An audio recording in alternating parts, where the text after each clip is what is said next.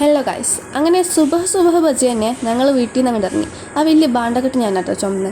അങ്ങനെ ഞങ്ങൾ ഒലവക്കോട് റെയിൽവേ സ്റ്റേഷനിലെത്തി. അവിടെ ബിങ്കോ ഒക്കെ 30 രൂപയുള്ളൂ, 10 രൂപൻ്റെ ഇല്ല പറഞ്ഞു. അങ്ങനെ ഞങ്ങൾ 30 രൂപൻ്റെ വാങ്ങിച്ച്.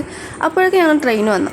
പിന്നെ ഈ പൈപ്പില്ലേ, ഇതാദ്യം കുറച്ച് വെള്ളം പോകണ്ടായിരുന്നുള്ളൂ. ഞാൻ ഒന്ന് ഫുള്ളായിട്ട് അടയ്ക്കാൻ വേണ്ടി നോക്കിയതാണ്. ഇതിപ്പോൾ ഇങ്ങനെ എന്താണ് ആ അവസ്ഥ? അങ്ങനെയാണ് ഞാൻ ഇവളിനെ കണ്ടുമുട്ടിയത്. ഞങ്ങളുടെ 3-3.5 മണിക്കൂറത്തെ യാത്രയിൽ ആകെ ഒരു ആശ്വാസവളായിരുന്നു. എത്ര വലിയ അങ്ങനെ